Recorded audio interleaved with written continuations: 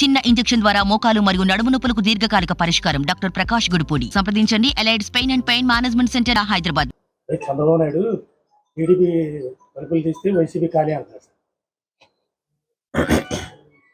చంద్రబాబు నాయుడికి మతి భ్రమించి మా పార్టీలో జరుగుతున్నటువంటి సీట్ల మార్పులు చేర్పుల గురించి, అదేవిధంగా కదలరా అని చెప్పి ఈయన కదిలి వెళుతూ వాళ్ళ దగ్గరికి ఉపన్యాసాల్లో అక్కడ ఉన్నటువంటి శాసనసభ్యుల్ని, మా మంత్రుల్ని, మా ముఖ్యమంత్రిని ఆయనకి నోటికి ఇష్టం వచ్చినట్టు ఇట్టే కార్యక్రమం పెట్టుకున్నాడు. ప్రజలకు ఏం చేస్తానన్నది చెప్పట్లేదు. నిన్న చంద్రబాబు నాయుడు తలుపులు కనుక తీస్తే మా పార్టీ ఖాళీ అవుతుందని చెబుతున్నాడు. చంద్రబాబు నాయుడు కొంప గోడు తలుపులు అన్నీ కూడా 2019లో ఈ రాష్ట్ర ప్రజలు పీకి ఆయన్ని హైదరాబాద్ పార్సిల్ చేశారు. చంద్రబాబు నాయుడు వయసు వచ్చింది కానీ బుద్ధి రాల. జగన్మోహన్ రెడ్డి గారు అధికారంలో ఉండి ఈరోజు 58 మంది అభ్యర్థులను మార్చాడు. ఇంకో 10 మందో 12 మందో 15 మందో ఈ 1-2 రోజుల్లో కూడా మార్చి 175 మంది శాసనసభ్యులు, 25 మంది ఎంపీలు లిస్టుని అనౌన్స్ చేస్తున్నాడు. దాంట్లో ఒక 5-10 మందో సీట్లు రానాళ్ళు చంద్రబాబు దగ్గర మేము తీసేసిన వాళ్ళం చంద్రబాబు నాయుడు తలుపులు తెస్తే చంద్రబాబు నాయుడు దగ్గర చేరుతారు. రేపు పవన్ కళ్యాణ్ చంద్రబాబు నాయుడు అలయన్స్లో ఎవడు తీసుకుంటాడు, ఏ సీట్లు ఎవరు తీసుకుంటారు, ఎవరి సీట్లు ఎక్కడ ఏ అభ్యర్థులను ప్రకటిస్తారో చెప్తే చంద్రబాబు నాయుడు కొంపనే, జనసేన కొంపనే ఆ అభ్యర్థులు ఆ పార్టీనే తగలెట్టేటువంటి పరిస్థితి ఉంది. ముందు ఆయన తలుపులు తీయటం కాదు, ఫైర్ ఇంజిన్ పెట్టుకుని ఆయన కొంప తగలాడకుండా జాగ్రత్తగా ఉండమని చెప్పి నేను చెప్తున్నాను. చంద్రబాబు నాయుడు క్రెడిబిలిటీ లేని నాయకుడు. బాబు భరోసా అని చెప్పి రోడ్లు ఎమ్మడి తిప్పుతున్నాడు. 3 సార్లు ముఖ్యమంత్రి అయ్యాడు. 600 వాగ్దానాలు ఇచ్చి ఏ వాగ్దానాన్ని నెరవేర్చినటువంటి చరిత్ర లేనటువంటి, క్రెడిబిలిటీ లేనటువంటి నాయకుడు ఈ రాష్ట్ర ప్రజల దృష్టిలో ఉన్నాడు. జగన్మోహన్ రెడ్డి గారు ఇచ్చినటువంటి మాట కట్టుబడి ఉండేటువంటి వ్యక్తి. జగన్మోహన్ రెడ్డి గారు 5 సంవత్సరాలు ఆయన ఇచ్చినటువంటి మేనిఫెస్టోని అమలు చేశాడు. మళ్ళీ మేము కొత్త మేనిఫెస్టోతో వస్తాము. చంద్రబాబు నాయుడికి దిమ్మ తిరుగుద్ది. చంద్రబాబు నాయుడికి ఈసారి ప్రతిపక్ష హోదా కూడా వచ్చే పరిస్థితి లేదు. సరిగ్గానేమో కేంద్రానికి రాష్ట్రం తాకడి పెట్టించారని విమర్శిస్తారు. ఇప్పుడు షర్మిలమ్మ తెలంగాణ ప్రజల కోసం, పాలేరు ప్రజల కోసం ఆవిడ అక్కడ పార్టీ పెట్టి 4000 కిలోమీటర్ల పాదయాత్ర చేసి తెలంగాణ ప్రజలను ఉద్ధరిస్తానని చెప్పి, రాజశేఖర రెడ్డి బిడ్డనని చెప్పి, రాజశేఖర రెడ్డి గారి ఆశయాలు సాధిస్తానని చెప్పి అక్కడ ఏం చేసిందో తెలంగాణ ప్రజలు, ఆంధ్రప్రదేశ్ ప్రజలు కూడా చూశారు. అక్కడ ఆవిడకి 0% ఓటింగో లేదా 1% ఓటింగ్ ఉండేది. ఆ పార్టీ ఇంకొక జీరో ఓటింగ్ ఉన్నటువంటి పార్టీలు విలీనం చేసి ఇక్కడికి వచ్చి ఆవిడ మళ్ళీ ఇక్కడ కూడా సేమ్ డైలాగులు, ఆంధ్రప్రదేశ్ కోసమే పుట్టాను, ఆంధ్రప్రదేశ్ను ఉద్ధరిస్తా పుట్టాను. ఇప్పుడు వైజాగ్లో స్టీల్ ప్లాంట్ గురించి 4 సంవత్సరాల నుంచి గొడవ జరుగుతుంది. ఆవిడేమైంది 4 సంవత్సరాల్లో? 4 సంవత్సరాల్లో ఏమైంది? పోలవరం ప్రాజెక్టు ఇప్పుడు గుర్తొచ్చింది ఆవిడికి. ఇవన్నీ కూడా రాజకీయంగా ఏదో రకంగా ఒక పదవిలోకి రావాలని చెప్పి కాంగ్రెస్ పార్టీ ప్రాపకం కోసం జగన్మోహన్ రెడ్డి గారి మీద నిందలేస్తూ తిరుగుతుంది. ఆవిడ పార్టీ కోసం కష్టపడ్డాను, పార్టీ కోసం ఇది చేశాను, అది చేశానని చెప్తుంది.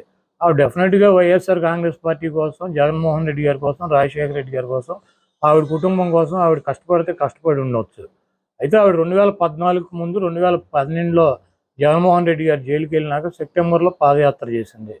ఆవిడ 4000 కిలోమీటర్లు నడిచానంటుంది. అప్పుడు వైసీపీ అధికారంలో వచ్చింది. ఆవిడ నడిచినప్పుడు 2014 నుంచి 2019 దాకా ఎలక్షన్ జరిగినటువంటి 20 రోజులు తప్పించి ఆవిడ ఎక్కడన్నా వైఎస్ఆర్ కాంగ్రెస్ పార్టీ కోసం ఎక్కడన్నా ప్రచారం చేశారా? వైఎస్ఆర్ కాంగ్రెస్ పార్టీ కోసం ఎక్కడన్నా ఆవిడ పనిచేసిందా? 2014లో వైఎస్ఆర్ కాంగ్రెస్ పార్టీ ఓడిపోయి 23 మంది ఎమ్మెల్యేలను చంద్రబాబు తీసుకుని వెళ్ళిపోతే జగన్మోహన్ రెడ్డి గారు ఇడుపులపై నుంచి ఇచ్చేపురం వరకు పాదయాత్ర చేశాడు. ఆ పాదయాత్రలో ఆవిడ ఎక్కడన్నా పాల్గొందా? లేకపోతే వైఎస్ఆర్ కాంగ్రెస్ పార్టీ కోసం, కార్యకర్తల కోసం, నాయకుల కోసం, కార్యకర్తల మీద, నాయకుల మీద దాడులు జరిగి చంద్రబాబు నాయుడు ఆధ్వర్యంలో తెలుగుదేశం పార్టీ నాయకుల్ని చంపితే, కార్యకర్తలను చంపితే ఆవిడ ఎక్కడికన్నా వచ్చిందా? 5 సంవత్సరాల్లో 20 రోజులు ఎలక్షన్ నోటిఫికేషన్ వచ్చినాక 20 రోజులు బస్సులో ఆవిడ ఒక 40 మీటింగులు చెప్పింది. ఆవిడ 20 మీటింగులు 20 రోజులు 40 రోజులు 40 మీటింగులు చెబితే వైఎస్ఆర్ కాంగ్రెస్ పార్టీకి 151 సీట్లు వచ్చినాయి. జగన్మోహన్ రెడ్డి గారు 16 నెలలు జైల్లో ఉంటే ఆవిడ 7 నెలలు పాదయాత్ర చేసింది. ఆవిడ పాదయాత్ర చేయగానే ఆవిడ గెలిపించేసిందా 2014లో వైఎస్ఆర్ కాంగ్రెస్ పార్టీని? నేను కష్టపడ్డానంటే ఎవరి కోసం కష్టపడింది ఆవిడ? ఈ రాష్ట్ర ప్రజల కోసం కష్టపడింది, అన్న కోసం కష్టపడ్డాను, నిస్వార్థంగా కష్టపడ్డానని చెబుతుంది. నిస్వార్థంగా కష్టపడినప్పుడు ఇప్పుడు ఈ రోజు వచ్చి 4 సంవత్సరాలకే ఇంకా ఎన్నికలు 3 నెలలు ఉందనగా స్టీల్ ప్లాంట్ ప్రైవేటీకరణ చేసేస్తున్నాడు మోడీ. ఏం చేయాలి? ఈవిడ నిన్న లేఖ రాసింది. మేము ఇట్లాంటి లేఖలు 100 రాసాం. ఇటువంటి లేఖలు 100 రాసాం. పోలవరం ప్రాజెక్టు కేంద్రం కట్టాల్సినటువంటి ప్రాజెక్టు చంద్రబాబు నాయుడు తీసుకున్నాడు. ఆ రోజు ఏమన్నా మాట్లాడింది ఈవిడ? ఒక 50,000 కోట్ల రూపాయల ప్రాజెక్టుకి నిర్వాసితులకు ఇవ్వాలి. మన డబ్బులు ఏమైనా తెచ్చేస్తుందా? ఏం చేయాలి? మరి కాంగ్రెస్ పార్టీ పెట్టినటువంటి వాగ్దానాలు అమలు చేయలే. మరి దేశవ్యాప్తంగా కాంగ్రెస్ ఎందుకని రిజైన్ చేయట్లా? కాంగ్రెస్ పార్టీ ఎందుకు పోరాట్లా? మేము పెట్టిన చట్టం ఎందుకు చేయవు మోడీ అని చెప్పి వాళ్ళు ఎందుకు అడగట్లా? వాళ్ళకి బాధ్యత లేదా? అది ప్రతిపక్ష పార్టీ కదా దేశంలో కాంగ్రెస్ పార్టీ. వాళ్ళకేం సంబంధం లేదా కాంగ్రెస్ పార్టీకి ఆంధ్రప్రదేశ్ గురించి? ఈ 10 సంవత్సరాల్లో ఏమన్నా కాంగ్రెస్ పార్టీ పార్లమెంట్లో అడిగింది ఆంధ్రప్రదేశ్ గురించి? మన ఏమైనా ఎంపీలతో రిజైన్ చేయించిందా? మొన్న ఏముంటుంది ఆవిడ ప్రతిపక్ష నాయకుడిగా ఉండగా ఎంపీలతో రిజైన్ చేయించావు, అవిశ్వాస తీర్మానం పెట్టామని చెప్తుంది. ఎవరు పెట్టారు అవిశ్వాస తీర్మానం? ఎంపీలతో ఎవరు రిజైన్ చేయించారు? చంద్రబాబు నాయుడు గారి పార్ట్నరు దత్తపుత్రుడు పవన్ కళ్యాణ్ ఆ రోజు జగన్మోహన్ రెడ్డి నీకు దమ్ముంటే అవిశ్వాస తీర్మానం పెట్టు, నేను ఢిల్లీ వెళ్ళి డిఎంకేతో మాట్లాడతాను, అట్లాగే కర్ణాటక వెళ్ళి దేవగౌడ్ గారితో మాట్లాడతాను, పశ్చిమ బెంగాల్ వెళ్ళి మమతా బెనర్జీ గారితో మాట్లాడతాను, యూపీ వెళ్ళి వాళ్ళతో మాట్లాడతాను, బీహార్ వెళ్ళి వీళ్ళతో మాట్లాడతాను ఆయన చెప్పాడు. నువ్వైతే మాట్లాడి మేము అవిశ్వాస తీర్మానం పెడతానని పెట్టాం. పెడితే చంద్రబాబు నాయుడు వచ్చి నేనే పెడతానని చెప్పి ఆయన పెట్టాడు. పవన్ కళ్యాణ్ కదా అవిశ్వాస తీర్మానం పెట్టి జగన్మోహన్ రెడ్డి నీకు దమ్ముంటే వాళ్ళందరితో మాట్లాడి నీకు మద్దతు తెలిపిస్తానని చెప్పింది. నువ్వు మాట్లాడు, దమ్ముంటే కాంగ్రెస్ పార్టీతో మాట్లాడు, మోడీ గారి మీద అవిశ్వాస తీర్మానం పెట్టించు. ఆ రోజు పవన్ కళ్యాణ్ తీసుకున్న పాత్ర నువ్వు తీసుకో. గతం మర్చిపోయి ఏం జరిగిందో మర్చిపోయి జగన్మోహన్ రెడ్డి గారు అవిశ్వాస తీర్మానం పెట్టాడని చెప్తుంది ఆవిడ. కనీసం ఈ రాష్ట్రంలో ఏం జరుగుతున్నాయి పరిస్థితులు కూడా ఆవిడకి తెలవనటువంటి పరిస్థితి. ఇక్కడ జరుగుతున్నటువంటి 17 మెడికల్ కాలేజీలు కట్టాం, అది అభివృద్ధి కాదా? 16,000 మంది సచివాలయాలు కట్టాం, అది అభివృద్ధి కాదా? 10 మందికి ప్రతి గ్రామంలోని సచివాలయం ఎంప్లాయ్మెంట్ ఇచ్చాడు. దాదాపు 2 లక్షల పైన సచివాలయంకి ఉద్యోగాలు ఇచ్చారు, గవర్నమెంట్ ఉద్యోగాలు. 53,000 మందిని మెడికల్ సిబ్బందిని తీసుకున్నారు.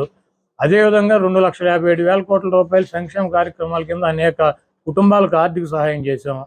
అదేవిధంగా 4 షిప్ పోర్టులు రన్నింగ్లో ఉన్నాయి, కడుతున్నారు. షిప్ జట్టీలు కట్టాము. అదేవిధంగా నాడు నేడు మీద 45,000 మంది పిల్లలకి చదువుకునే పిల్లలకి స్కూల్స్ ఆధునీకరణ చేశారు. వాళ్ళకి మంచి బట్టలు, బూట్లు, వాళ్ళకి ఇంగ్లీష్ మీడియం, వాళ్ళకి ఉన్నతమైనటువంటి విద్య చెప్పించేటువంటి కార్యక్రమం, వాళ్ళకి భోజనాలు పెట్టేటువంటి కార్యక్రమం. ఆరోగ్యశ్రీలో రాజశేఖర రెడ్డి గారు పెట్టిన 1000 అంబులెన్సులు తీసుకొచ్చారు. చంద్రబాబు నాయుడు మూలపడేస్తే 104లు ఇంటింటికి వెళ్ళి మెడికల్ క్యాంపులు పెట్టి ఆరోగ్యాన్ని రాజశేఖర రెడ్డి గారి పేరు పెట్టి వైఎస్ఆర్ ఆరోగ్యశ్రీ దాని పేరు. ప్రతి పథకానికి రాజశేఖర రెడ్డి గారి పేరు పెట్టి రాజశేఖర రెడ్డి గారు అడుగుజాడలో నడుస్తున్నటువంటి వ్యక్తి జగన్మోహన్ రెడ్డి గారు. మీకేమన్నా తగాదాలు ఉంటే మీకేమన్నా పర్సనల్గా మాట్లాడుకోండి. ఊరిని ఆ కాంగ్రెస్ పనికిమాలిన పార్టీలో చేరి రాష్ట్రాన్ని సర్వనాశనం చేసి విడగొట్టినటువంటి కాంగ్రెస్ పార్టీలో చేరి ఆ పనికిమాలినటువంటి తీసేసిన తహసీల్దారులాగా ఆ 10 మంది పనికిమాలిన నాయకులను వేసుకుని రాజశేఖర రెడ్డి బిడ్డ అని తెలంగాణలో ఆయన పరువు తీసి ఆయన పేరు మీద పార్టీ పెట్టి ఆ పార్టీని తీసుకెళ్లి మూసీ నది లాంటి కాంగ్రెస్ పార్టీలో కలిపి ఇక్కడికి వచ్చి జగన్మోహన్ రెడ్డి గారి మీద నిందలో జగన్మోహన్ రెడ్డి గారిని విమర్శిస్తుంది. ఇదంతా కూడా మంచి పద్ధతి కాదు. ఆవిడకి ఏమన్నా పర్సనల్గా ఉంటే పర్సనల్గా చూసుకోవాలి. వైఎస్ఆర్ కాంగ్రెస్ పార్టీ మీద జగన్మోహన్ రెడ్డి గారి మీద నిందలేసి జగన్మోహన్ రెడ్డి గారిని ఏదో చేద్దాము, రాజశేఖర రెడ్డి గారి ప్రత్యర్థులు ఏబిఎన్ రాధాకృష్ణ, రామోజీరావు, చంద్రబాబు నాయుడు, రేవంత్ రెడ్డి, వీళ్ళందరూ ఎవరో రాజశేఖర రెడ్డి గారిని సర్వనాశనం చేస్తానని చెప్పి తిరిగినాళ్ళు. పవన్ కళ్యాణ్ రాజశేఖర రెడ్డి గారు పంచి కొట్టి తరిమి కొడతానని చెప్పినటువంటి పవన్ కళ్యాణ్ వీళ్ళందరూ ఇళ్ళకెళ్ళి వీళ్ళందరితో కలిసి రాజశేఖర రెడ్డి గారు రక్తం పంచుకుని రాజశేఖర రెడ్డి గారి ఆశయాలని నిలబెట్టి ఈరోజు ఇంకా రాజశేఖర రెడ్డి గారు చనిపోయి 15 ఏళ్ళైనా రాజశేఖర రెడ్డి గారి పేరు రోజు ప్రతివాడు తలుస్తున్నాడంటే దానికి కారణం జగన్మోహన్ రెడ్డి గారు. తండ్రి పేరు నిలబెట్టినటువంటి తనయుడిని నాశనం చేయటానికి వచ్చి ఇవన్నీ కూడా రాష్ట్ర ప్రజలు గమనిస్తున్నారు. తప్పకుండా కాంగ్రెస్ పార్టీకి, సోనియా గాంధీకి, రాహుల్ గాంధీకి మాడు పగిలిపోయేటట్టు ఈ రాష్ట్ర ప్రజలు ఈసారి 0% ఓటింగ్ ఇస్తారు. ఇంకోటి చెప్పుద్ది ఆవిడ ఏ రోగానికైనా ఒకటే ట్యాబ్లెట్. పోలవరం అవ్వాలన్నా కాంగ్రెస్ అధికారంలోకి రావాలి, ప్రత్యేక హోదా రావాలన్నా కాంగ్రెస్ అధికారంలోకి రావాలి, స్టీల్ ప్లాంట్ అయినా కాంగ్రెస్ అధికారంలోకి రావాలి, ఏ సమస్య తీరాలన్నా కాంగ్రెస్ అధికారంలోకి రావాలని చెప్పింది. అసలు కాంగ్రెస్ పార్టీ ప్రతిపక్ష హోదా వచ్చే పరిస్థితి ఉందో ఈరోజు రాష్ట్రంలో? మోడీ గారికి 350 సీట్లు వస్తాయని చెబుతున్నారు, నరేంద్ర మోడీకి 350 సీట్లు వస్తాయని ప్రతి సర్వేలన్నీ చెబుతున్నారు. చెబుతుంటే కాంగ్రెస్ పార్టీ అధికారంలోకి వద్దంటే నితీష్ కుమార్ వెళ్ళిపోయాడు, మమతా బెనర్జీ వివాదాలు, ప్రతి వాళ్ళు ఇండియా కూటమి అని పెట్టారు. ఆ కూటమి ఒక్కొక్కటి వెళ్ళిపోతున్నారు. ఈరోజు కాంగ్రెస్ పార్టీ ఏంటి అధికారంలోకి వచ్చే? రాహుల్ గాంధీ అక్కడ ఎంపీకి గెలుస్తాడా? మొన్న యూపీలో ఓడిపోయాడు. ఈసారి సోనియా గాంధీ, రాహుల్ గాంధీ అసలు ఎంపీలకు గెలిచే పరిస్థితి ఉందా? అదో తీసేయడానికి సిద్ధంగా ఉన్న పార్టీని దాన్ని పట్టుకొచ్చి డిస్పోజల్ పార్టీని రాహుల్ గాంధీ మొదటి సంతకం పెడతాడంట. ఎక్కడ పెడతాడు మొదటి సంతకం? ఎక్కడ పెడతాడు? ఆ ఎంపీ కూడా కాడు. ప్రధానమంత్రి రాహుల్ గాంధీ అయ్యే పరిస్థితి ఉందా? మనం బతికుండగా రాహుల్ గాంధీని ప్రధానమంత్రిగా చూడగలమా ఈ దేశంలో? అది తీసేసిన పార్టీ. 30 రాష్ట్రాలు ఉంటే కనీసం 25 రాష్ట్రాలు అసలు ఆ పార్టీనే లేదు. రాహుల్ గాంధీ ప్రధానమంత్రి అవుతాడు. రాహుల్ గాంధీ ప్రధానమంత్రి కాదు, ఎంపీ కూడా అవడు.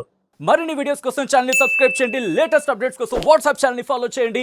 అండ్ లింక్ డిస్క్రిప్షన్ లో ఉంది.